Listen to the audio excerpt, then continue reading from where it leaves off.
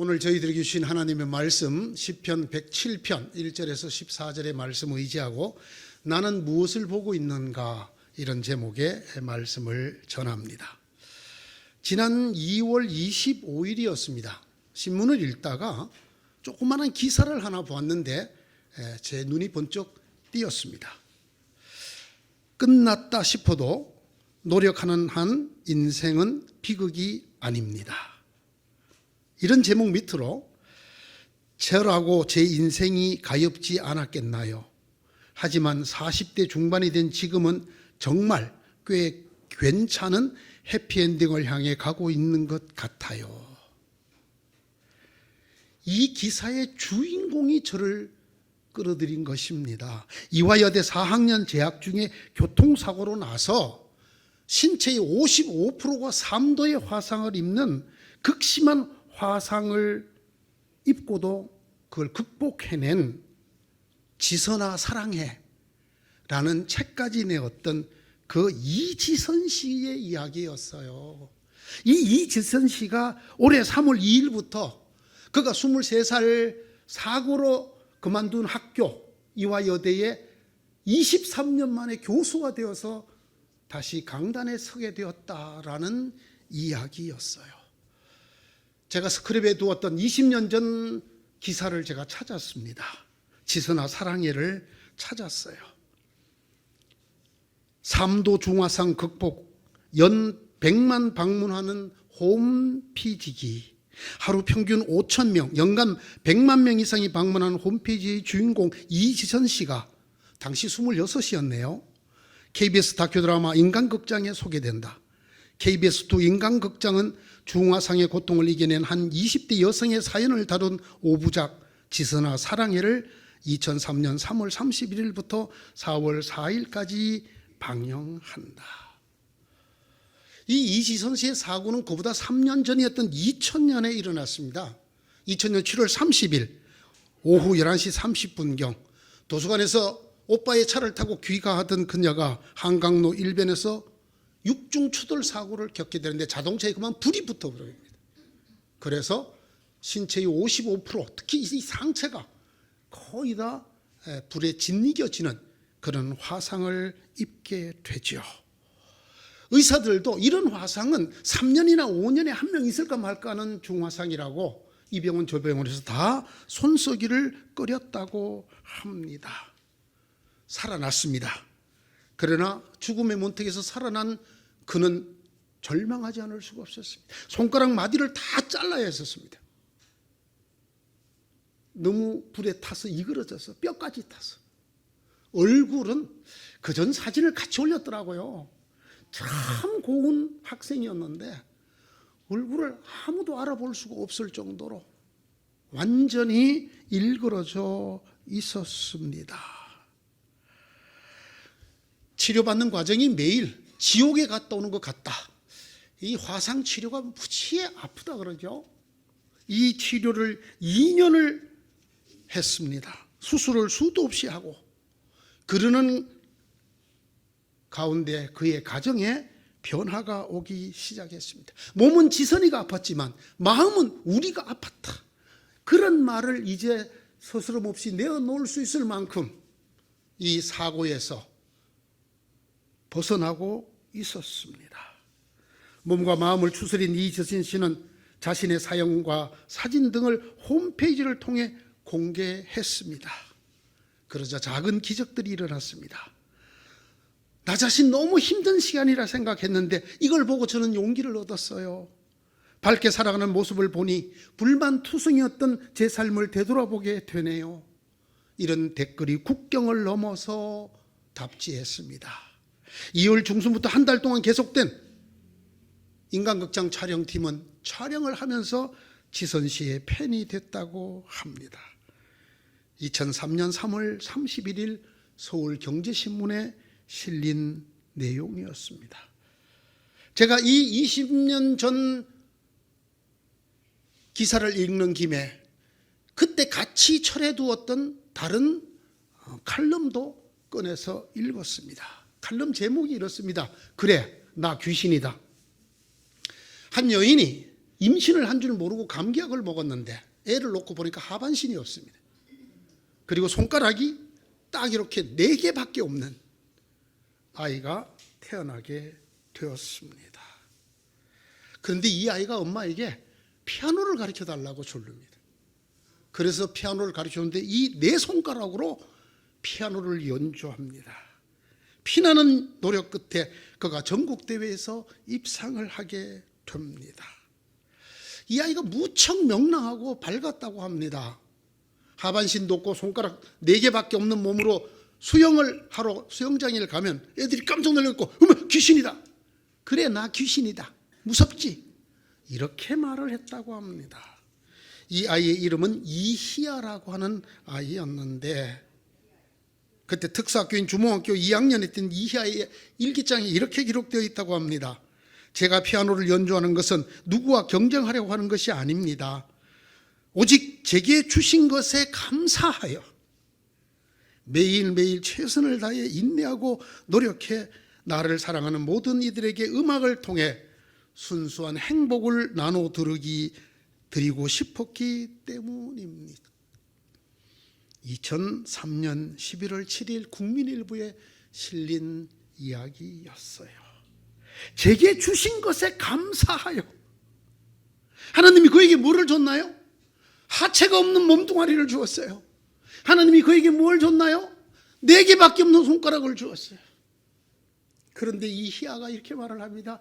제게 주신 것에 감사하여 이 행복을 나누어 드리려고 제가 열심히 피아노를 연습하고 연주했습니다. 사랑하는 성도 여러분, 어떻게 이들이 우리를 위로할까요? 우리가 그들을 위로해야 마땅할 터인데 어떻게 이지선 같은 아가씨가, 이희아 같은 어린아이가 우리를 위로할까요? 뭐 때문에 그럴까요?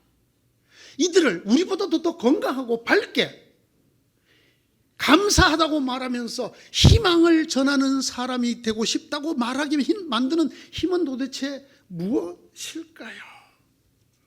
지독한 불행입니다.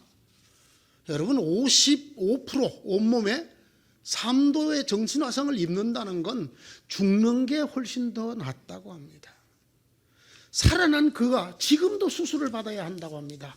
이 피부가 우리가 갖고 있는 자연스러운 피부가 아니기 때문에 수시로 피부 이식을 또 하고 해야 된다고 합니다.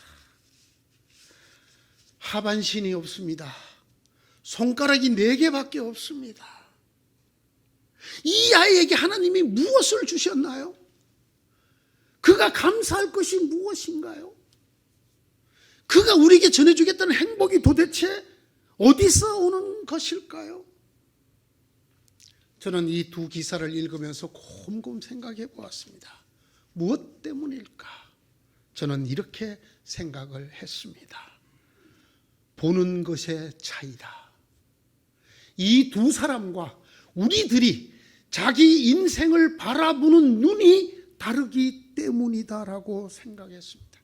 이지선 씨에게 물었습니다. 가장 큰 힘이 되어준 것이 무엇입니까? 했을 때 가족이었다고 말합니다. 끝까지 포기하지 않고 자기에게 힘이 되어준 가족, 그 가족과 웃으면서 박사학위를 받은 날 찍은 사진을 공개를 했더라고요. 대학교를 다닐 때 그 이쁘던, 지적이고 이쁘던 얼굴은 간데가 없고 형체를 알아볼, 웃는지 우는지 모르는 얼굴로 가족이 사진을 찍었어요. 그 가족을 바라보았대요. 그러면서 지선 씨가 하는 이야기, 제게는 이런 가족이 있었지만은 제가 보니까 이런 가족조차 없이 고통을 당하는 사람들도 있습니다. 중화상 환자들을 돌보는 사람이 되고 싶어요. 희아 양은 뭘 보았나요? 없어진 8개의 손가락이 아니라 있는 4개의 손가락. 없어진 6손가락이 아니라 있는 4개의 손가락. 없어진 하체가 아니라 있는 상체. 그것을 보았기 때문입니다. 그들에게 없는 것, 없어져 버린 것, 뺏겨버린 것이 아니라 자신에게 남아있는 것, 주어져 있는 것, 그래도 붙어 있는 것들을 보려고 애를 쓰고 죽을 힘을 다해 그것을 보았기 때문입니다. 저는 이런 생각을 하게 되었습니다. 사람이 느끼는 행복과 불행이라는 것은 그가 무엇을 보느냐에 달려 있구나. 그가 무엇을 보면서 무슨 생각을 하느냐가 그를 불행하게도 만들고 그를 행복하다고 느끼게도 하는구나 라고 생각하게 되었습니다. 오늘의 본문인 이 시편 107편은 시편 제5권의 권두시입니다. 시편이 5권의 책으로 되어 있지요. 그 중에 마지막 책인 제5권의 첫 번째 시, 권두시가 바로 이 시편 107편입니다. 여러분 찬송가 뒤쪽을 찾아보시면 이 시편 107편은 감사절 교동문 1번으로 되어 있는 유명한 말씀입니다. 여러분 이 말씀 43절에 걸쳐 있는 이 말씀을 읽는 묘미가 있습니다. 그건 어떻게 읽어야 되느냐? 끝절부터 읽어야 됩니다. 끝절 한번 보실까요? 43절. 지혜 있는 사람이 누구냐? 이 일들을 명심하고 주님의 인자심을 깨달아라. 지혜 있는 사람이 누구냐?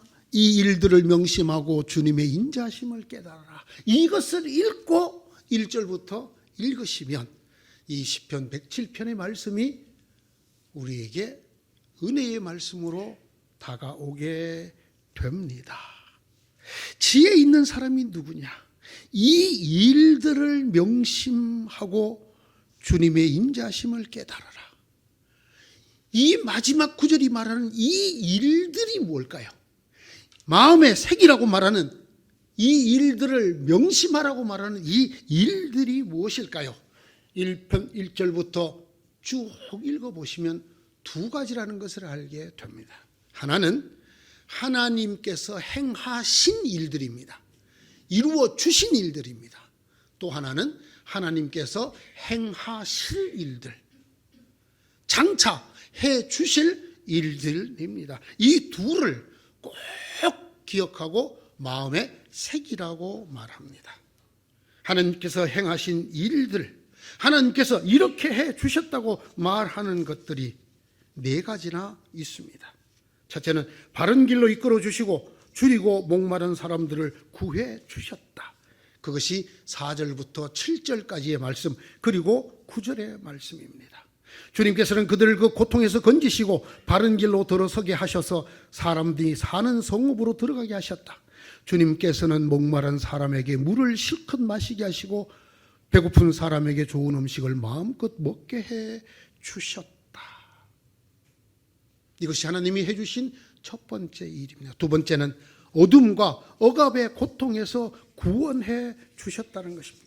사람이 어둡고 캄캄한 곳에서 살며 고통과 쇠사슬에 묶이는 것은 그들이 하나님의 말씀을 거역하고 가장 높으신 분의 뜻을 저버렸기 때문이다. 그러므로 주님께서는 그들의 마음에 고통을 주셔서 그들을 낮추셨으니 그들이 비틀거려도 돕는 사람이 없었다. 그러나 그들이 고난 가운데서 주님께 부르짖을 때에 그들을 그 공경에서 구원해 주셨다.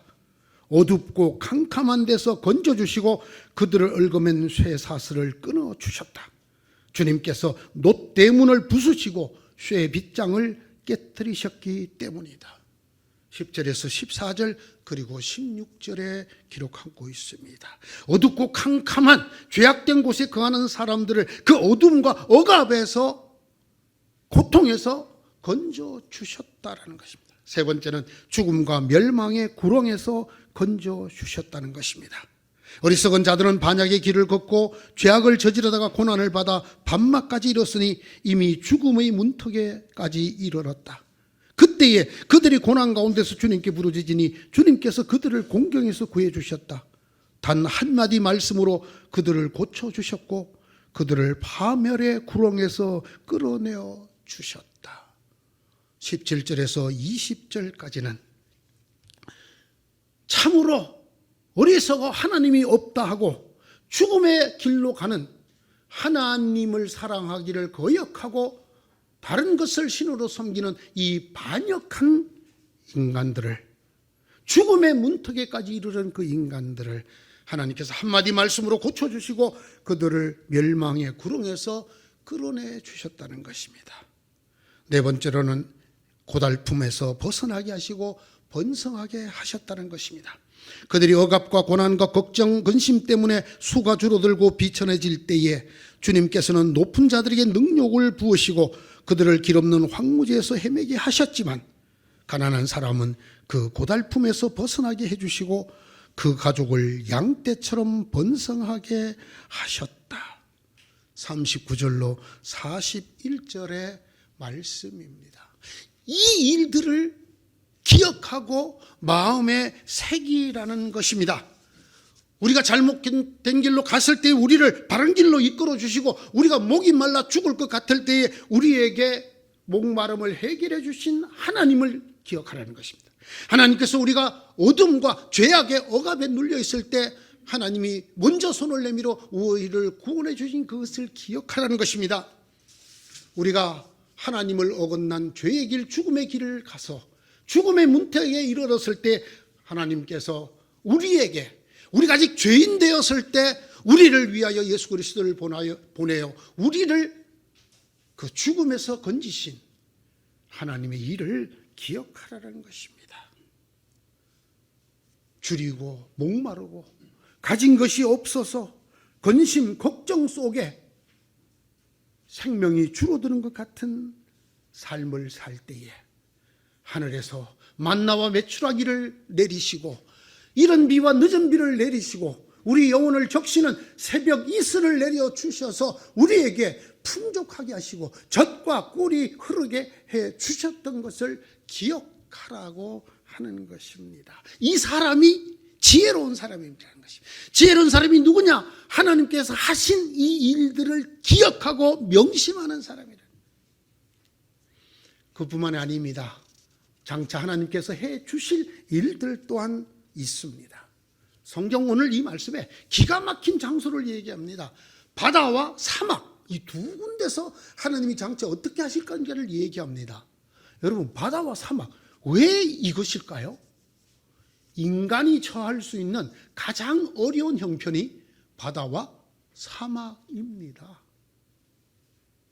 이 바다와 사막에서 너희가 처할 수 있는 가장 힘든 환경, 물고기가 아닌 인간이 바다를 나갔을 때, 물을 먹지 않고는 살 수 없는 인간이 사막을 만났을 때처럼 어렵고 힘들 때에 내가 너희들에게 어떻게 해주는가를 보라, 기억하라고 하시는 말씀입니다. 먼저 바다에서 이렇게 해주시겠다고 말씀합니다. 배를 타고 바다로 내려가서 큰 물을 헤쳐가면서 장사하는 사람들은 주님께서 하신 행사를 보고 깊은 바다에서 일으키신 놀라운 기적을 본다. 그는 말씀으로 큰 폭풍을 일으키시고 물결을 산더미처럼 쌓으신다. 배들은 하늘 높이 떠올랐다가 깊은 바다로 떨어진다. 그런 위기에서 그들은 얼이 빠지고 간담이 녹는다. 그들이 모두 술 취한 사람처럼 비틀거리고 흔들리니 그들의 지혜가 모두 쓸데없는 것이 된다. 그러므로 그들이 고난 가운데서 주님께 부르짖을 때에 그들을 공경에서 벗어나게 해 주신다. 폭풍이 잠잠해지고 물결도 잔잔해진다. 사방이 조용하니 모두들 기뻐하고 주님은 그들이 바라는 항구로 그들을 인도하여 주신다. 어떻습니까, 여러분? 주님께서 이렇게 해주신 나를 기억하십니까?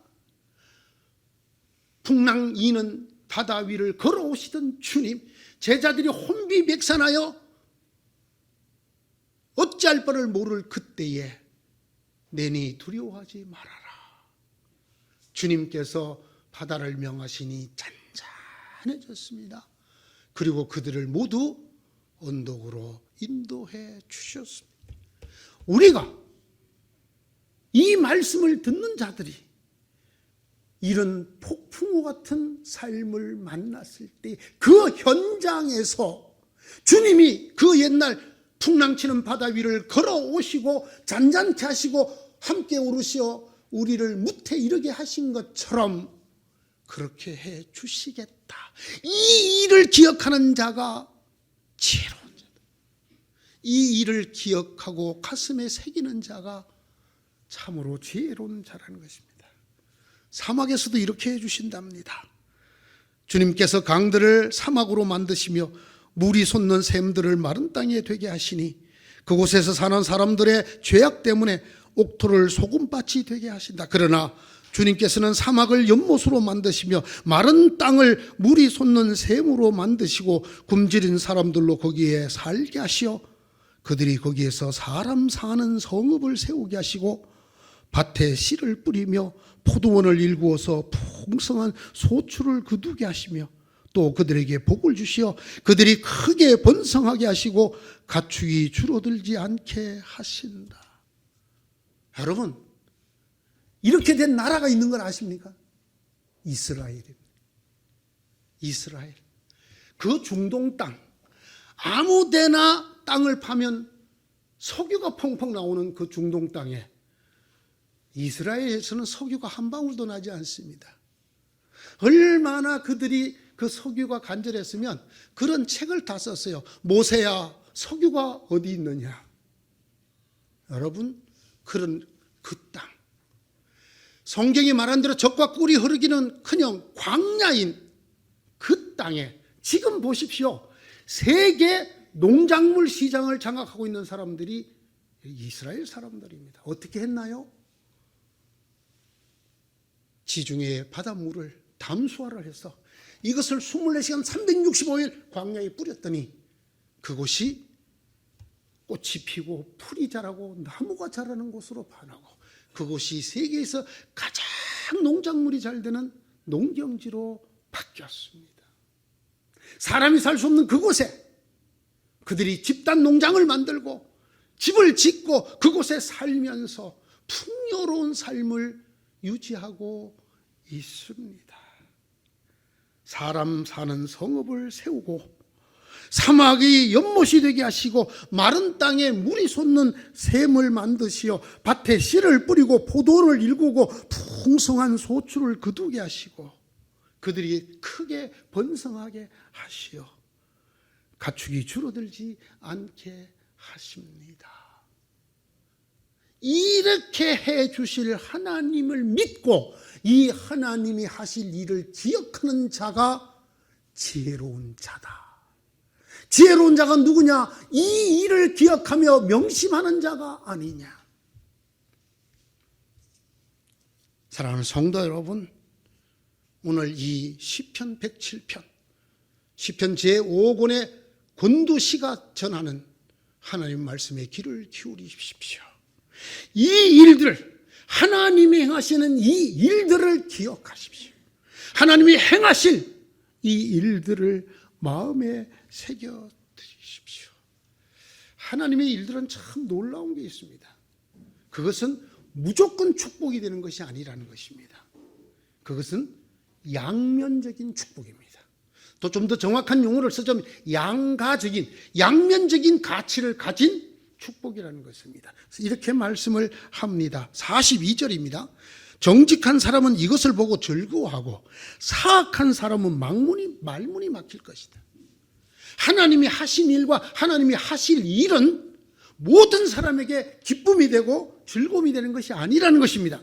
이것을 받아들이지 못하고 이것을 마음에 새기지 못하는, 즉 이 하나님을 가까이 하지 않는 사악한 자들에게는 이건 기가 막힌 일이 될 것이라는 것입니다.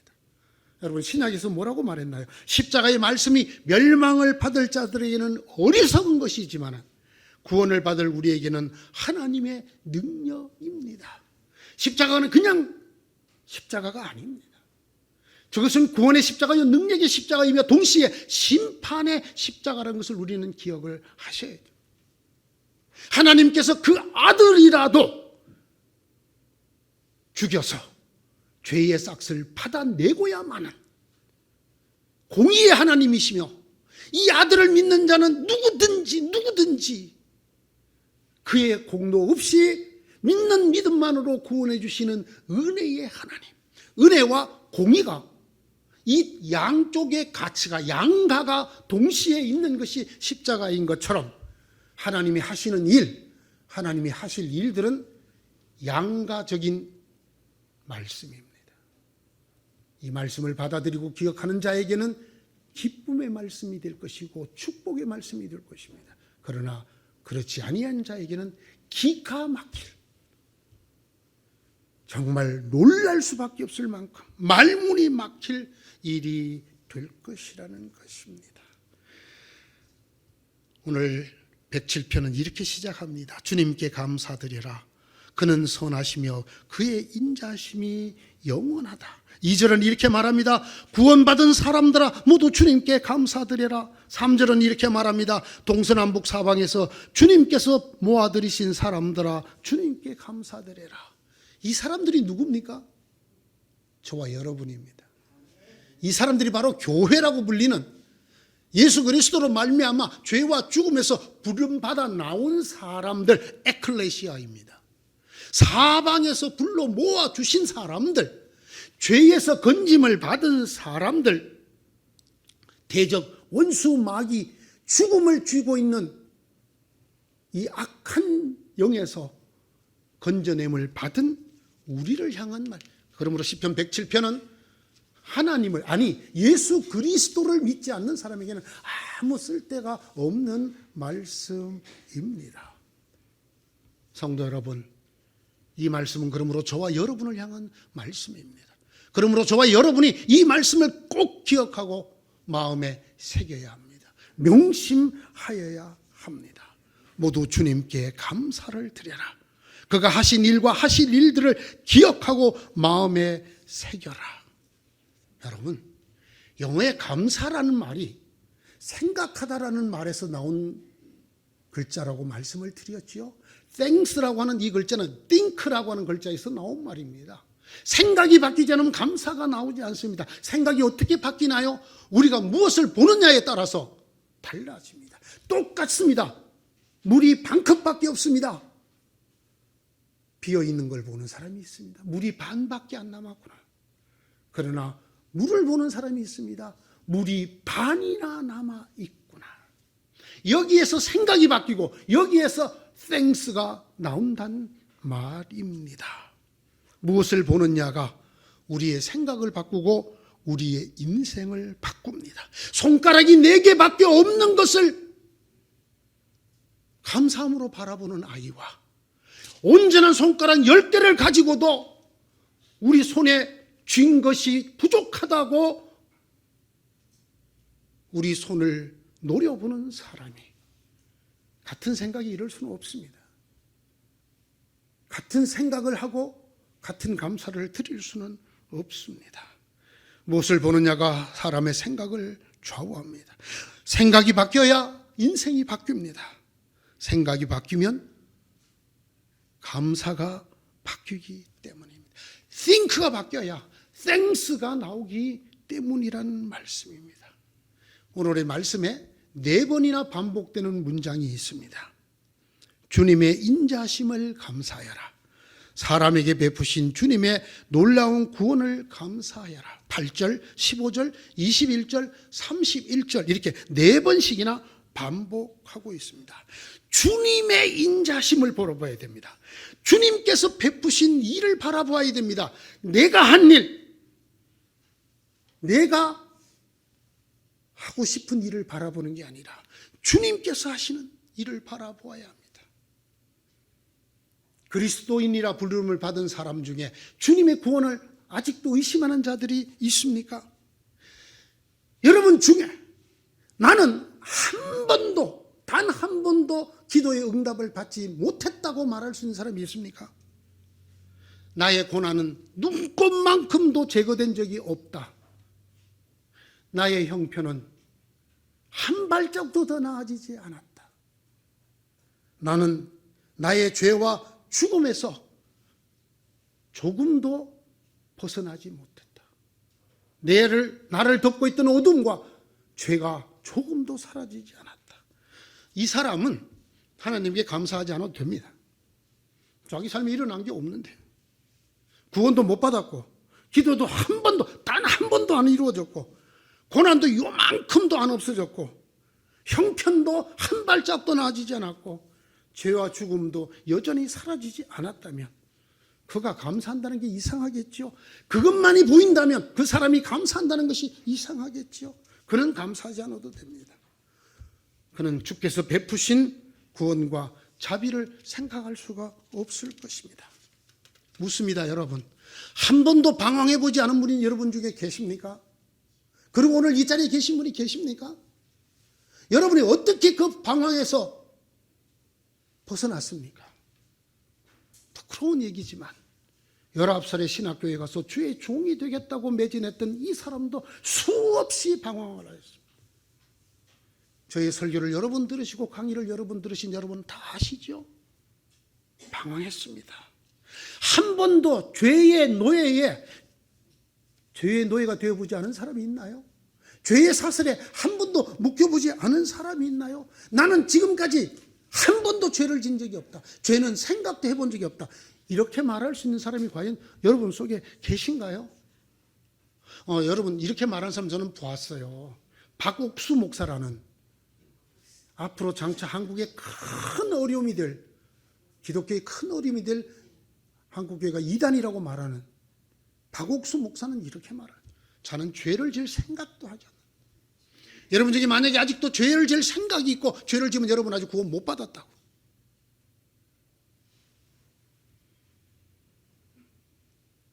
그러면 사도 바울도 구원을 못 받았겠네요. 로마서 7장을 한번 읽어보십시오.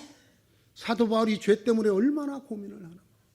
내가 원하는 바 선은 행하지 않고 내가 원치 않는 바 죄로 나를 끌고 가는 걸 본다.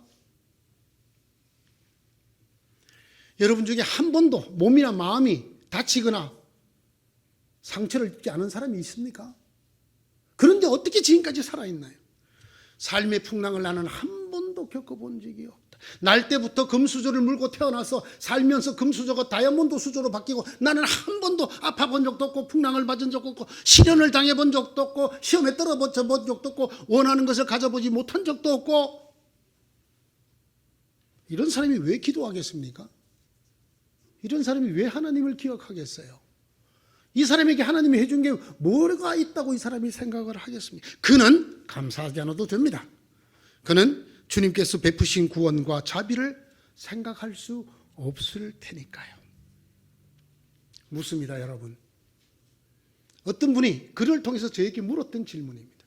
이 세상에서 가장 큰 기적이 무엇입니까? 여러분이 어느 날 하늘을 날아가게 된 것입니까? 여러분이 물 위를 걷게 된 것입니까? 그는 이렇게 썼어요. 제가 생각하는 이 세상의 가장 큰 기적은 오늘도 내가 땅 위에 발을 디디고 걷고 있다는 것입니다. 그 사람은 그것이 가장 큰 기적이라고 말했어요. 그렇습니다, 여러분. 하나님이 우리에게 베푸시는 기적은 우리를 천사로 만드는 것이 아닙니다. 우리에게 나타난 가장 큰 기적은 하나님이 죄와 악으로 얼룩진 나를 여전히 사랑하신다는 것입니다. 저는 이것보다 큰 기적이 없다고 생각합니다. 내가 무슨 하늘을 날고 내가 손을 얹으니 죽은 자가 벌떡벌떡 일어나고, 상당히 저도 상처를 많이 받습니다. 그 집중치료에서 숨이 꼴딱꼴딱하는 아들에게 배 목사가 손을 얹은 적 살아나면 얼마나 좋겠어. 아무리 기도해도 아무리 간절히 기도해도 그 중환자실을 떠나서 날마다 기도를 해도 끝끝내 그 아들을 데려가셨어요. 마음이 상처를 입습니다. 하나님 어찌하여 이 아들의 기도를 들어주지 않으십니까? 그러나 여러분, 그걸 들어주어야 기적이 아닙니다.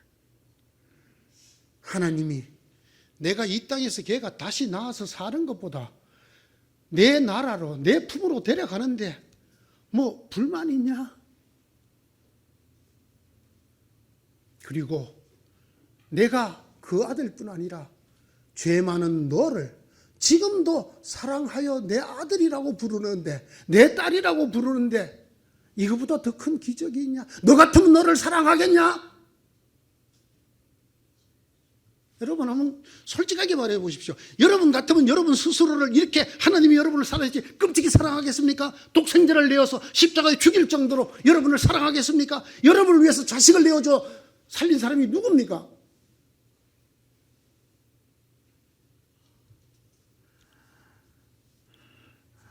썩을 남편이 신장이 필요해도 잘 안 띄주더라고요, 부인님께서. 그냥 살다 죽어. 콩팥 둘 중에 하나만 있으면 사는데 아무 지장이 없다고. 나는 싫어. 내가 생각해도 나 같아도 안 띄워줘, 저 썩을 인간. 그런데 그 썩을 인간을 누가 사랑하고 계신가요? 누가? 이거보다 더 큰 기적이 있나요? 죄 많고 의심 많고 더럽고 간사하고 악한 입술로 드리는 이 형편없는 나의 기도를 들어주셨다가 아니라 듣고 계신다는 것만으로 기적입니다. 여러분 같으면 여러분들이 그 더러운 입으로 드리는 기도를 하나님이 들어주시겠어요? 여러분이 입을 봉해버리지? 제 같은 성질머리만 해도 제가 하나님이랑 여러분 입들 다 봉해. 야, 그 더러운 입 좀 다물라.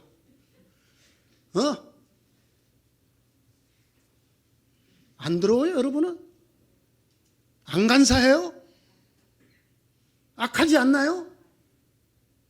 사랑하는 사람들에게도 여러분 어떻게 하면 조금만 내 마음에 안 들면 악한 말을 쏟아내잖아요.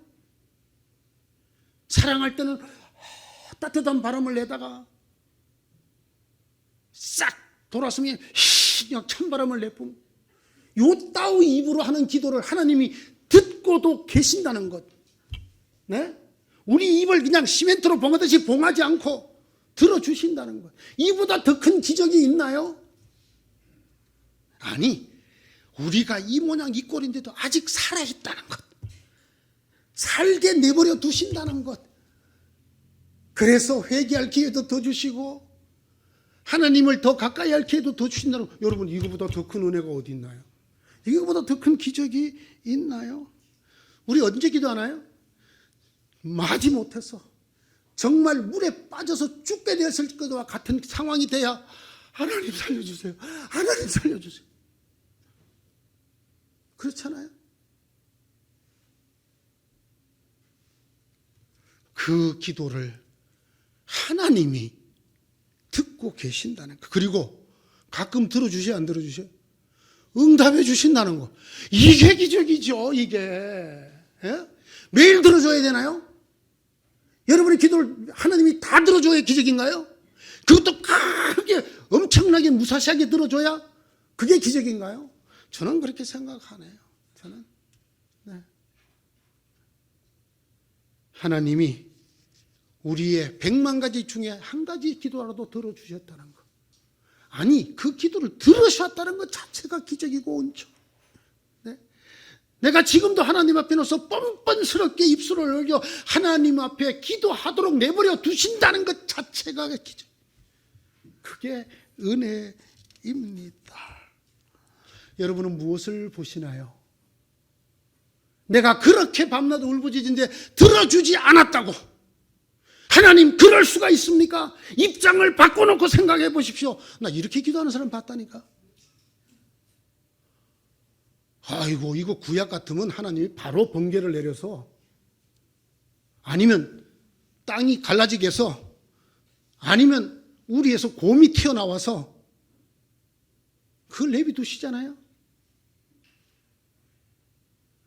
기도 같지도 않은 기도, 기도하면서도 온갖 생각이 머리 위에, 아이고 전기세 안 냈네, 가만히 있어봐라, 내가 가스레인지 끄고 왔던가? 안 나왔던가? 요즘 맨날 이렇게 뭐가 이렇게 자꾸 붙어. 요 따위로 드리는 기도를 하나님이 그냥 가만 내비두시잖아요, 듣고. 에? 여러분이나 제가 바로 기도 안 할 때마다 하나님 우리를 때리면 이 뺨 따고 붙어 있겠어요? 이게 기적 아닙니까? 이게 은혜 아닙니까? 아직도 여러분은 들어주지 않은 그 100만 가지 기도를 보고 계시나요? 하나님이 이름에도 불구하고 내 기도를 듣고 계시다는 걸 보고 계시나요? 하나님이 내게 복을 주지 않은 걸 보고 계시나요? 하나님이 이 죄인을 아직도 용서하시고 아직도 사랑하신다는 것을 보고 계시나요? 무엇을 보느냐가 우리를 결정합니다. 내가 아니라 우리가 아니라 하나님을 보게 될 때 우리 삶의 실로 많은 기적이 있다는 것을 보게 될 것입니다. 나를 내버려 두신 기적, 나를 사랑하시는 기적, 내가 뻘소리를 다 해도 듣고 계시는 기적, 그 중에 가끔 들어주시는 또 기적, 우리 속에 요만큼이라도 믿음 가지고 살게 해주시는 기적, 엄청난 기적. 그 하나님의 자비와 은총이 우리 삶을 가득 채우고 있다는 것을 알게 되십니다. 하나님을 바라보셔야 합니다. 단 한 번이라도 들어주셨던 그 하나님의 기도 응답을 보셔야 합니다. 아직도 들어주지 않은 수많은 나머지 기도 붙들고 분노에 가득 차서 감사함이 사라지고 억울함이 가득 차서 저 인간은 저렇게 잘 되는데 저 인간이 벼락 맞아 죽어야 마땅한데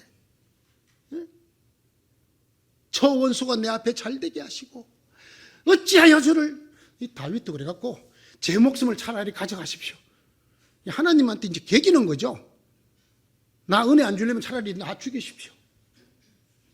그 기도를 하나님이 그냥 들어주신다는 것만으로 이게부터 큰 사랑은 없다고 생각합니다.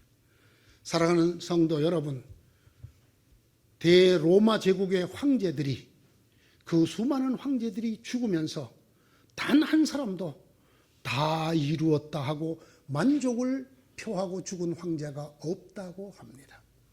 그러나 우리 주님 예수 그리스도께서는 십자가에 달려 억울하게 죽으시면서 구원하러 온 그 인간들에게 죽으시면서 다 이루었다고 말씀하셨어요. 여러분은 무엇을 보시고 계십니까? 여러분이 보는 것이 여러분을 결정할 것입니다. 손가락이 4개밖에 없어도 없어진 6개 손가락을 보는 것이 아니라 있는 2 손가락을 보는 아이, 그 생각 자체가 엄청난 기적이죠. 그 생각 자체가 엄청난 은혜죠. 그의 보는 눈이 정말 복된, 이 행복을 나눠주고 싶다고. 사랑하는 성도 여러분, 여러분은 지금 무엇을 보고 계시는가요? 여러분 주변에 있는 하나님이 이루신 일, 하나님이 이루실 일을 보십시오.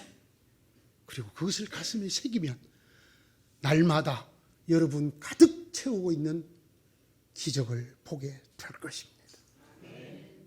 날마다 하나님이 이루신 일과 이루실 일들로 행복과 기쁨이 충만한 여러분 되시기를 축원합니다. 기도합시다. 하나님, 저희 눈이 주님을 향하게 하여 주옵소서. 저나 저의 형편이나 우리가 아니라 하나님을 향하게 하셔서 하나님이 어떻게 나 같은 인간을 아직도 사랑하실까 보게 하여 주시고, 하나님이 어떻게 나 같은 인간의 기도를 듣고 계실까를 보게 하시고, 하나님이 어쩌자고 나의 이 말도 안 되는 기도를 들어주셨을까를 기억하는 저희가 되어서 날마다 하나님 안에 살게 하시고, 날마다 하나님의 기적과 더불어 사는 저희가 되게 하시고, 날마다 주의 인자하심이 풍성한 가운데 사는 저희들, 그래서 날마다 주님 생각하고 주님 앞에 감사할 수밖에 없는 저희 복된 삶들, 지혜로운 삶이 되게 하여 주시옵소서. 예수님 이름으로 기도드리옵나이다.